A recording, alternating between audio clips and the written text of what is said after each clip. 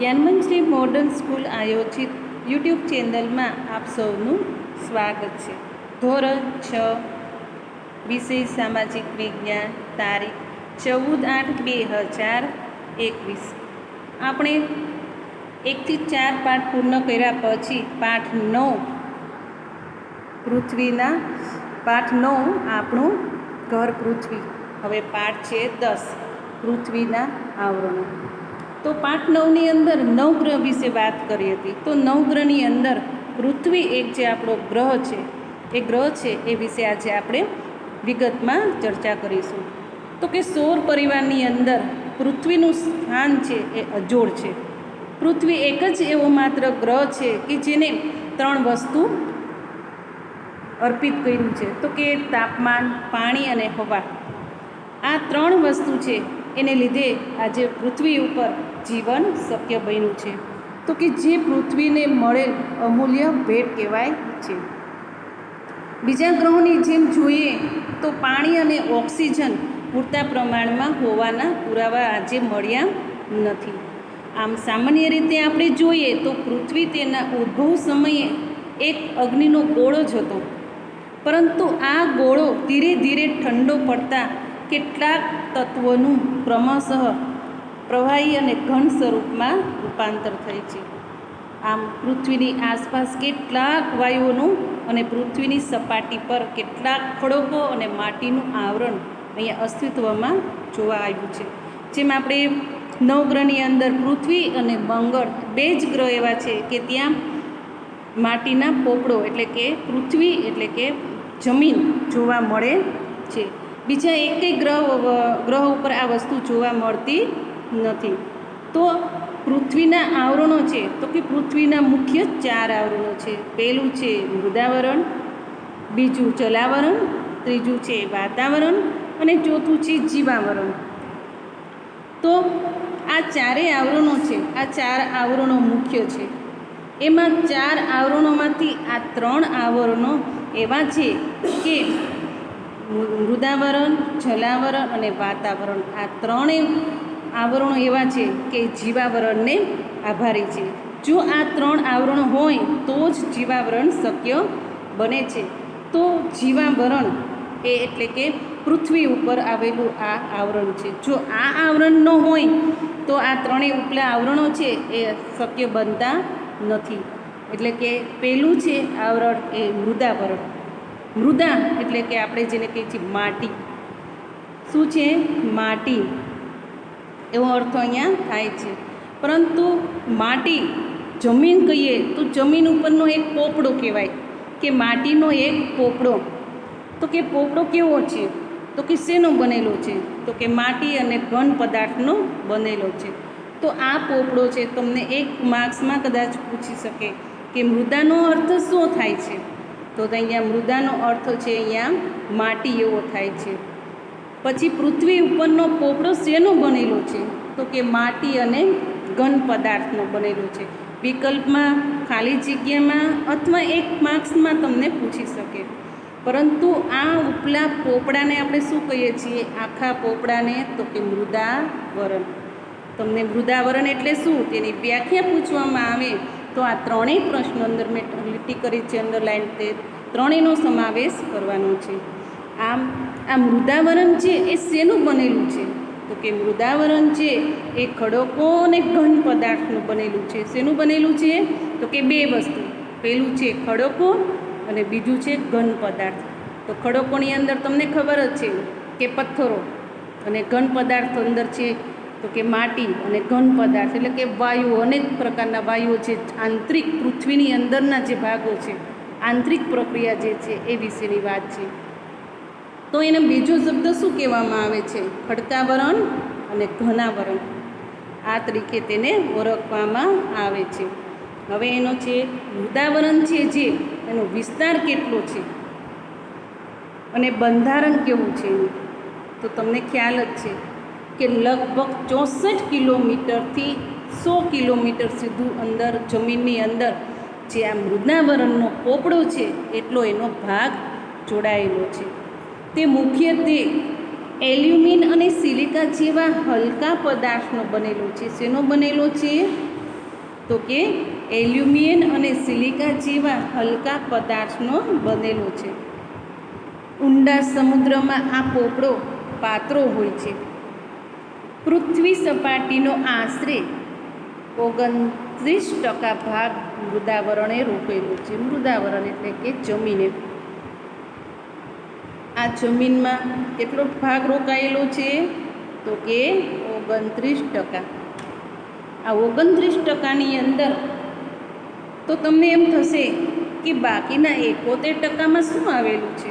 પરંતુ આ 71%ની અંદર જલાવરણ આવેલું છે, એટલે પાણીનો ભાગ છે. તો પાણીનો ભાગ છે, તો આ પાણીના ભાગની અંદર આપણે જોઈએ તો ઘણું બધું આવે છે. પરંતુ જમીનની અંદર જોઈએ તો પર્વતો, ઉચ્ચ પ્રદેશો, મેદાનો, આ 3 વગેરે આવેલા છે. મૃદાવરણની સપાટીથી જેમ જેમ ઊંડા જઈએ તેમ તેમ તાપમાનમાં વધારો થતો જાય છે. જો જમીનથી આપણે ઊંચે જઈએ, જેમ જેમ ઊંચે જઈએ તેમ તેમ તાપમાન વધતું જાય છે. એટલે કે આપણા વાતાવરણની અંદર જેમ કહે છે ને, ઘણા બધા પ્રકારના પદાર્થો આવેલા છે, વાયુઓ આવેલા છે. પરંતુ આ બધા જ વાયુઓ છે ને, એ 500થી વધારે કિલોમીટર ઉચ્ચર જઈએ ને ત્યારે આ વાયુઓનું પ્રમાણ છે એ ક્રમશઃ ઘટતું જાય છે. એટલે કે ધીરે ધીરે, એટલે કે જેમ જેમ નીચે આવીએ એમ હવા છે, હવામાં રહેલા પદાર્થો જે છે, ઓક્સિજન, કાર્બન ડાયોક્સાઇડ, વાયુ, ઓઝોન, આ બધા જ પદાર્થો છે ને એ ધીરે ધીરે ઘટ બનતા જાય છે. અને જેમ ઉપર જઈએ તેમ આ બધા જ પદાર્થો છે એ હલકા બનતા જાય છે. તો આવી રીતે જમીનની અંદર જોઈએ તો પર્વતો, ઉચ્ચ પ્રદેશો અને મેદાનો આવેલા છે. એટલે કે જેમ ઊંચે જઈએ તેમ તેમ તાપમાન વધતું જાય અને જેમ નીચે જઈએ તેમ તાપમાન ઘટતું જાય છે.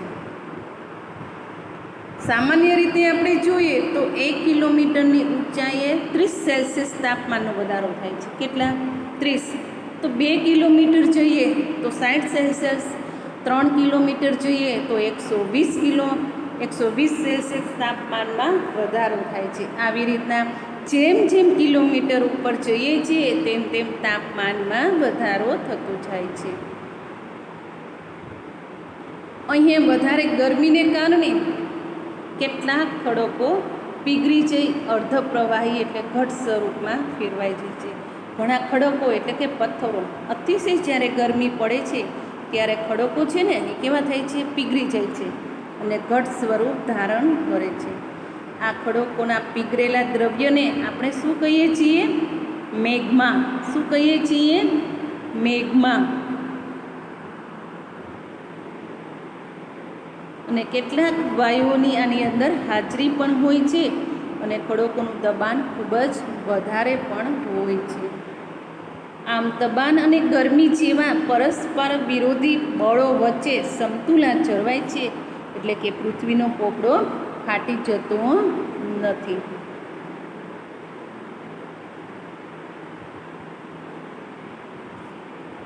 મૃદાવરણ છે એ જીવાવરણ અને વનસ્પતિ જીવન સાથે ગાઢ સંબંધ ધરાવે છે. જો આ મૃદાવરણ એટલે કે પૃથ્વી, આ પૃથ્વી છે એ જીવાવરણ અને વનસ્પતિ સાથે ગાઢ સંબંધ ધરાવે છે. તો કે વનસ્પતિમાં માનવ, વનસ્પતિ અને પશુ પંખીઓ, આ બધાનું સજીવો એ આ મૃદાવરણ ઉપર અસ્તિત્વ ધરાવે છે. જો આ મૃદાવરણ છે તો જ ઘર, પાણી, ખેતી અને ઉદ્યોગો આ બધું જ શક્ય બને છે. નહીંતર આ એકેય વસ્તુ જો મૃદાવરણ ન હોત તો આજે ઘર પણ ન હોત, પાણી પણ ન હોત અને ખેતી પણ ન હોત અને ઉદ્યોગ પણ ન હોત. એટલે કે મૃદાવરણમાંથી ખનિજો અને ખનિજ તેલ પણ મળે છે. તમને એમ થતું હશે કે આ માટી એટલે શું? મૃદા એટલે માટી. તો કે પૃથ્વીની અંદરથી જે ખનિજો આપણને મળે છે અને તેલ પણ છે, તેલ પણ આપણને પૃથ્વીના પેટાળમાંથી જ મળે છે. ખેતી કરી વિવિધ પાકોનું ઉત્પાદન આપણે મેળવીએ છીએ. મેદાન પ્રદેશોમાં જઈએ તો ઉદ્યોગ ધંધા અને બીજી કેટલીક આર્થિક પ્રવૃત્તિઓ આપણે કરીએ છીએ. આમ પર્વત પ્રદેશોમાં આવેલા જંગલો અને મૃદાવરણને આભારી છે. આમાંથી જ આપણે કહી શકીએ છીએ કે આહારથી માંડીને આપણા અસ્તિત્વનો પાયો એટલે શું કહેવાય? મૃદાવરણ. હવે બીજું છે જલાવરણ.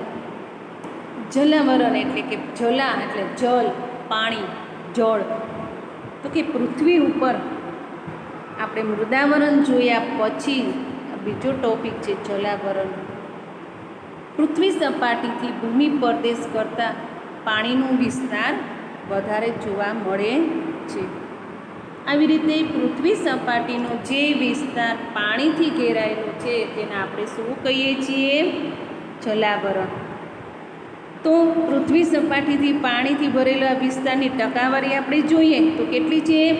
લગભગ 71% પાણી ઘેરાયેલું છે. કેટલું છે? 71% પાણી. એટલે કે જલાવરણના ભાગ કેટલો કે પાણીનો ભાગ કેટલો છે? 71%. અને જમીનનો ભાગ કેટલો તો આપણી પાસે 29%. આવી રીતે પૃથ્વી સપાટીનો આ વિસ્તાર જેટલો વિશાળ છે તેની અંદર ભૂમિખંડો પણ ટાપુ જેવા જ લાગે છે. પૃથ્વી પરના વિશાળ જળરાશિ ધરાવતા ભાગોને આપણે શું કહીએ છીએ? તો કે મહાસાગરો. શું કહેવામાં આવે છે? મહાસાગરો કહેવામાં આવે છે. તો આ મહાસાગરો ક્યાં ક્યાં છે? વિશ્વની અંદર જોઈએ તો સાગરો તો ઘણી જગ્યાએ પટ્ટામાં આવેલા છે, પરંતુ આ મહાસાગરો છે એ આપણે 4 છે, મોટામાં મોટા 4 મહાસાગરો. તો એ 4 મહાસાગરો ક્યાં છે? પેસેફિક મહાસાગર, એટલાન્ટિક મહાસાગર, હિન્દ મહાસાગર અને આર્કટિક મહાસાગર. આ 4 મહાસાગરો છે એ આપણા મોટામાં મોટા જાણીતા મહાસાગરો છે. આમ પૃથ્વી પરના મહાસાગરો ખૂબ જ વિશાળ અને ઊંડા હોય છે. આ જેટલા મહાસાગરો છે ને પૃથ્વી ઉપર એ ખૂબ જ ઊંડાઈ સુધી વિસ્તરેલા હોય છે. આની ઊંડાઈ તો કે ઊંડાઈ એટલે કે 10 કિલોમીટર, 10 થી 11 કિલોમીટર જેટલી વિશાળ અને ઊંડી ખાઈઓ આવેલી હોય છે. આવી રીતે મહાસાગરના તળિયે પૃથ્વી સપાટી જેવા ભૂમિ સ્વરૂપો પણ આવેલા છે.